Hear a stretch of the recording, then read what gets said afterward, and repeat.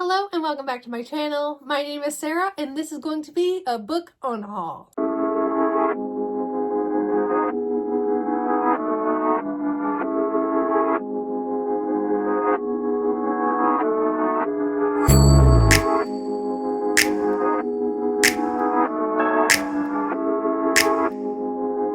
Have these broken up into two sections. One section is the books that I normally read on my shelves, and the second section are going to be either my nonfiction books, history books, reference books, all that I went through when I filmed my Japanese reference and history books. These are the books that when I was going through and filming that video, I didn't want. So that's gonna be part 2. We'll get to those. If you don't care about them, you can stop watching after like my fantasy and my romance and my fantasy romance and so on and so forth. But yeah, let's get to it. The first book is one I recently read in January, like just a couple weeks ago, and that is Between the Lines by Jodi Picoult and Samantha Van Leer. I didn't like this book as much as I thought I was going to, and I think it was because of this book is marketed as a girl is basically falling for a prince who belongs in this children's fantasy book. And then there's a prince. And it's basically about characters in books and what they do when you're not reading them. And I don't know, like I imagine more of like her being in the book and maybe him being outside of the book, or kind of how that was together. But I am going to talk about this book a little bit more in my next recent reads video. But until then, yeah, here we are. The next 3 books I'm getting rid of because I'm collecting them in a different edition, and that is the Daughter of Smoke and Bone trilogy by Laini Taylor. I'm getting the Illumicrate editions, and so far I have the first edition of the Illumicrate edition. I did post an unboxing of the Daughter of Smoke and Bone book unboxing. You can see some of the items that I have, but I have a separate place just for this trilogy now, and I'm waiting for the next 2 books to be sent to me, and I think they're gonna come sometime in April. I don't even know if I'm going to be in the United States, but they will arrive at some point. I already pre-ordered them. So for that reason, I'm getting rid of the original covers, which is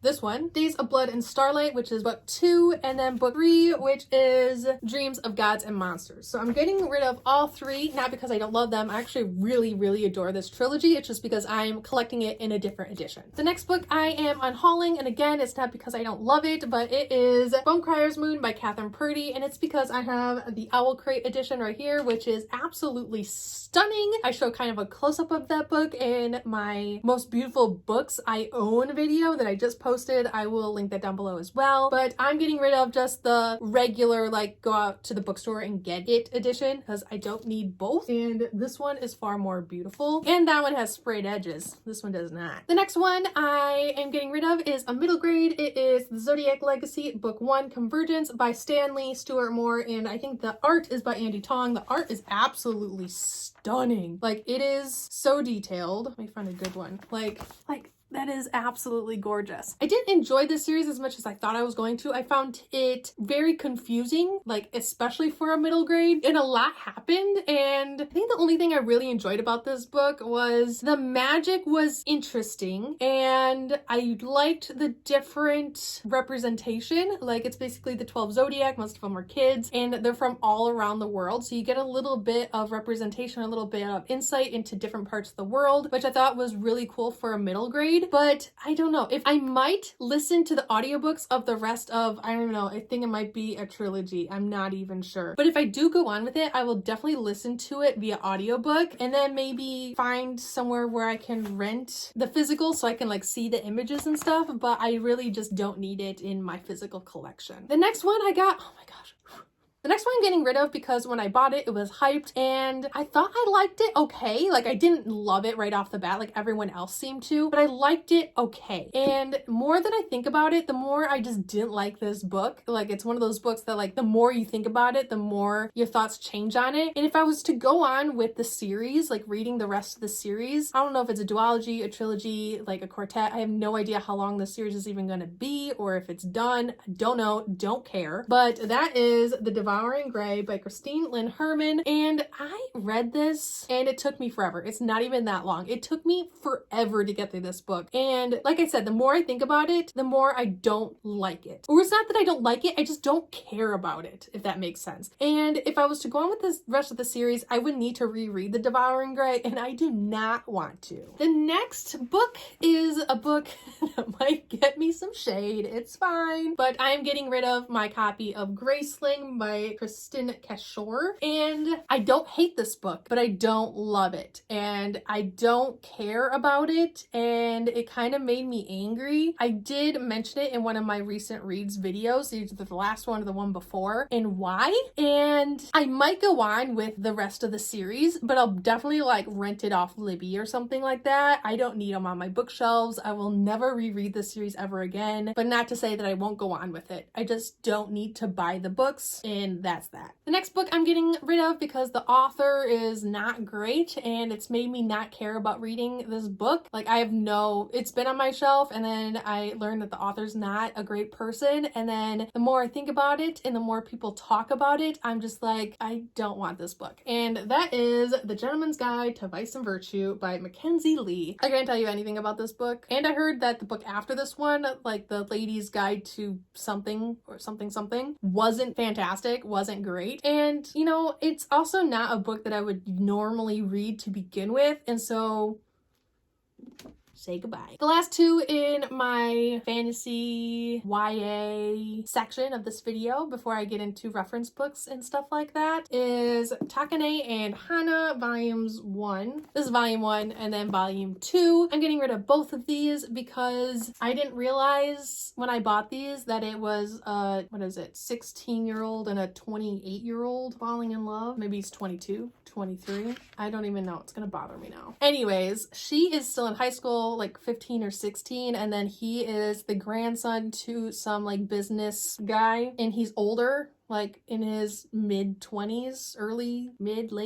Anyways, the consent age in Japan is 16 or 15 or something like that, maybe even 14. I don't know. I talked about this in a wrap-up video once upon a time, and I know that it's legal. It's just still, it's kind of icky, if that makes any amount of sense. And though I do like the story, if I was to go on with it, I would just rent it somewhere. I don't really want them on my shelves, and yeah. Not to say that the story is bad, not to say that it's cringy beyond like the different like ages of this like couple, but like the more I thought about it, the more I was like, I don't really want this on my shelf. And like I said, if I was to go on with it, I would find some other way to consume it without actually having to buy the series. And now for part 2, which is my history books, reference books, Japanese and Asian books. These are not even a quarter of the books I own that is like Japanese reference or history or other Asian related books. This is just a very small handful.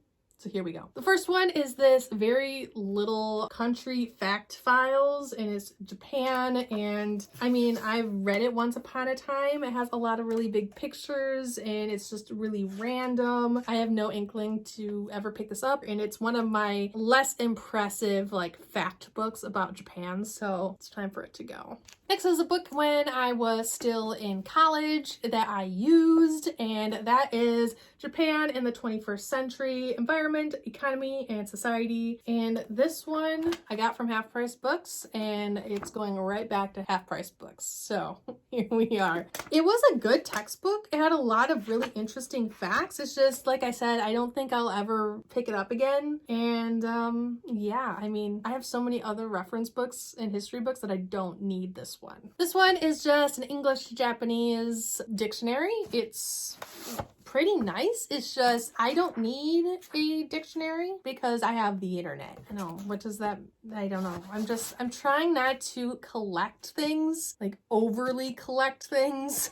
So it's time for it to go. It's time for it to go. And for the same reason, I am getting rid of 501 Japanese verbs, fully conjugated in all forms. I have the internet, and there's no way I'm going to look up a verb in a giant book in its conjugation. I'll just Google it. Like, if I'm having troubles with my self-study, I will not open this book. I will just Google it. So, yeah. Next is Japanese for Everyone, a functional approach to daily communication. It's kind of like a textbook, but I started using it and I didn't love it. I do have the Genki 1 and 2 textbooks and workbooks and kanji book and workbook, all of like the Genki edition line of textbooks. I have all of them, so I don't need this, and since I didn't really like the format and setup of this one, I don't need it. I don't like it. It's going away. Next is All Japan, the catalog of everything in Japanese. How can you fit everything of Japan in this book? False marketing. Anyways, it's just another one of those just reference books, and I'm just not impressed by it. So yeah, I went through a phase where if I found a Japanese reference book, I just bought it without caring what was in it, and I'm realizing it was a stupid thing to do, and yeah, this one's going away. And the last one is Costumes of the East, the American Museum of Natural History, and this is just, be completely honest, I don't know what this is. Looks like circles of ethnohistory, and it looks like maybe what they wear. I don't know. Yeah. Here it is. I think it's clothes and costumes of the entire like world East, and I just...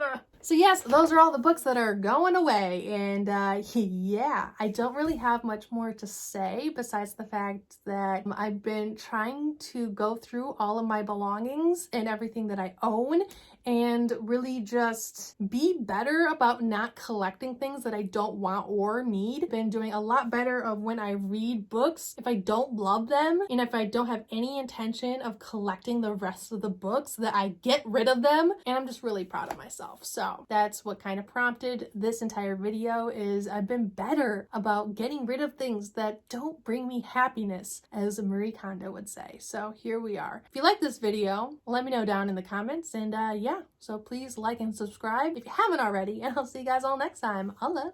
Bye.